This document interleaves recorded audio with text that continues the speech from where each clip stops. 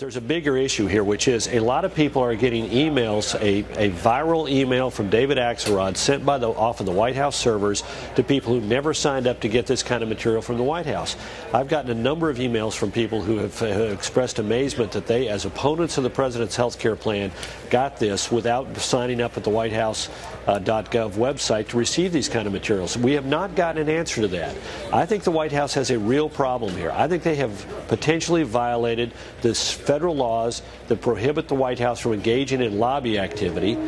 Somebody at the White House has been sending out these emails. We need to figure out who they have been sending it to and how they got the names and email addresses of so many people who didn't sign up at the White House. I think they may have, somewhere in that new media section at the White House, somebody with a background from Google or one of these big operations that knows how to go out there and do some drift mining, DriftNet mining of email addresses and tossing them into the White House system and proactively sending out messages to people who didn't ask for them. And that is, frankly, a violation of federal law. You talk about the violation of federal law when it comes to lobbying, Carl, but you know more about this than any of us. Give me an idea of, there's also some kind of an advertising law in there as well. Lobbying and advertising.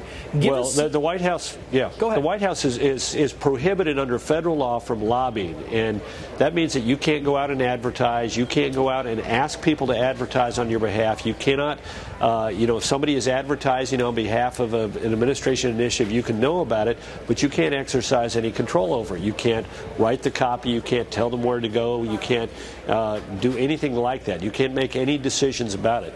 Somebody clearly has written an email at the White House that has been proactively sent out over David Axelrod's signature to a large number of people, and that's a problem. They also have advertising that is being done on behalf of administration initiatives where members of the White House staff are quoted in newspapers as having seen the advertising and having rewritten the scripts and made changes to them. That seems to me to be crossing the line. In the Bush White House, the counsel's office told us if you were ever asked to opine on whether or not a particular advertisement should be shown, don't do it. Don't change a comma, don't change a period, don't change a word.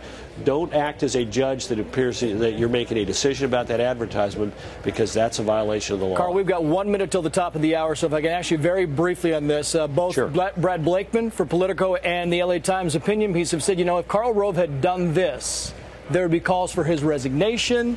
I mean, there would be pillorying in the public square. Yeah. Look, I'd be on a cart being dragged down Pennsylvania Avenue on top of a bunch of hay, being taken to a giant mound of firewood where I'd be tied to a post, and Nancy Pelosi would take a pitch of a lighted pitch and throw it onto the firewood if I had done this. I mean, look, this is amazing to me what these people are able to get away with. If the Bush White House had done this, you're right. Harry Reid and Nancy Pelosi would have had me out for a little barbecue on the National Mall, and it wouldn't have been I would have been the meal, not the participant. Right.